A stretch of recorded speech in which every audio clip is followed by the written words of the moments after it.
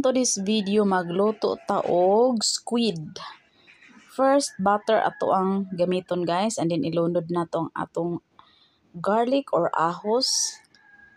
And then atong isunod ang atong sibuyas. Ayan. And then ang atong luya or ginger gamay. And then next guys, ilunod na tong atong squid. Humanan na siya og limpyo guys. Ako na siyang gislice, akong gipikas, ikuha na ko iyahang kinaon.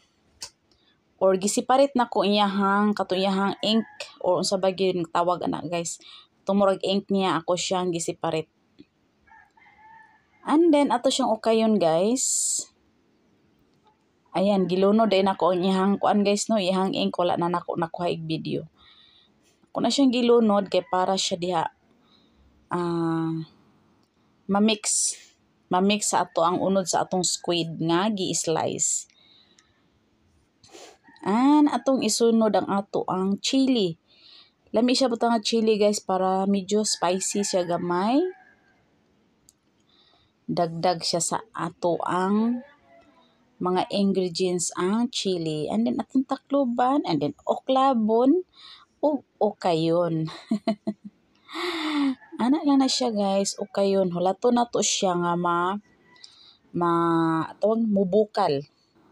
Hulato na to siyang mubukal guys. Akong style ani is hulato na ko siyang mabukal, and then pag mabukal na siya, mugawas na iyang sabaw.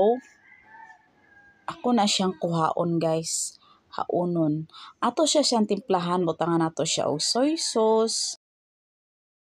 And then butangan nato siya og seasoning mix, gamay lang. Tansya-tansyahan lang nato guys. Depende sa inyo ha kung inyong butangan or dili. Kamo na bahala sa inyong pagtimpla guys. Basta sa ako is butangan ako siya gamay lang. And then ato siyang i-mix. Ukay-ukayon. Aton hulaton siya guys nga mukuha na gid ang sabaw, mugawas na gid ang sabaw. Takloban sa nato siya.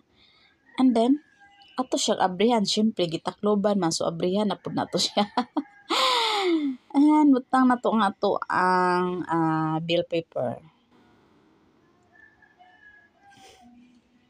Diba? Ato siyang ukayon guys. Kayo na to siya. So, hapit na siya, no? Mas lami manggod siya, guys, nga dili siya ma-overcook. Kapag ma-overcook manggod siya is, di na nimo siya murag feel na ko is, dili na nimo malasahan ang squid. Basta ma-overcook siya. Muna akong style, ana, is ako gid siya nga unon. And then, ako siyang pabukalan pag-iihang sabaw. Until nga kanang muko, ana gid siya, murag mulapot-lapot na. Inaana ko maglutog squid. Ewan ko kung ako lang ba ingon ana guys or kamo po. Diba? Ayan na guys. See? Medyo kuan na gid siya, himbukal na gid siya pag-ayo guys. So kailangan na nato siyang haunon. Haunon na nato ang unod. Kumbaga ang squid ato na siyang haunon guys.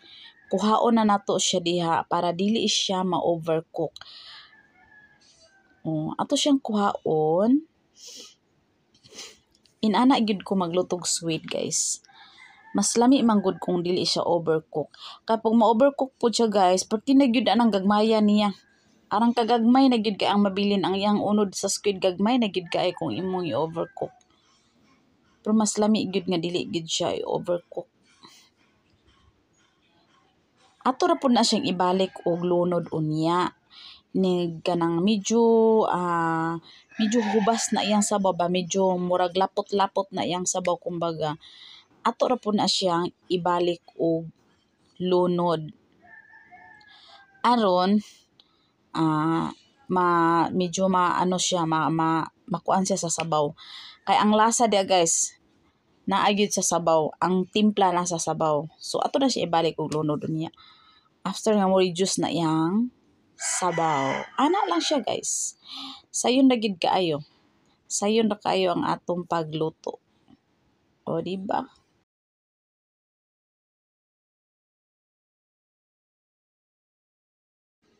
So ayan, hapit na mahuman guys. Hapit na tamuman og kuha sa atong squid diha sa iyang sabaw. Ayan, wala na, human na.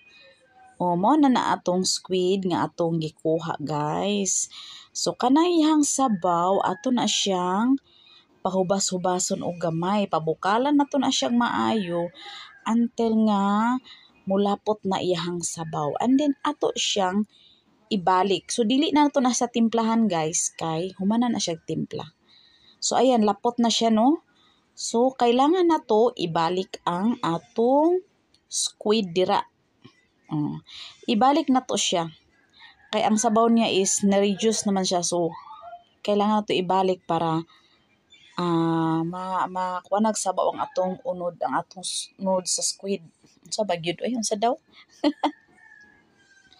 Ayan guys, pasensya na kayo guys kay nabulol na ang voice over charot mag voice over sa takaperting sa baa kini nga time sa akong pag-video ani hastang sa baa sa palibot.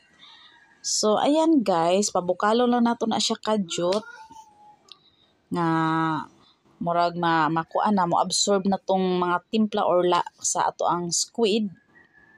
Pwede na nato na siya unon. Actually luto na gina siya. So kailangan lang nato siya pabukalon balik para ma-absorb ang timpla dito sa squid. Ana lang siya guys. Very simple lang gid kaayo.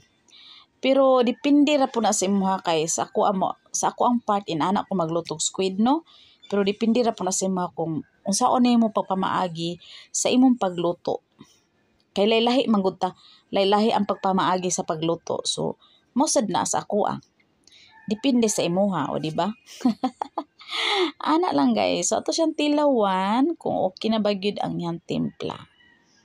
So okay na gid siya. So far lami na gid siya. Lami na gid kaayo siya. So pag ready na mo og rice kay mga unyang taod-taod. Charot. Ayan, nagbukal-bukal na siya guys. So murag lami na gid kay siya ibahog sa ato ang rice nga init pa no. Lami na kay iyang sabaw. Muna kung galang sa sabaw sa squid guys kana medyo lapot na bitaw siya. Ayan, luto na guys. So ready na inyong rice kay mga onata. Ayan, thank you for watching guys. Bye-bye. I love you all.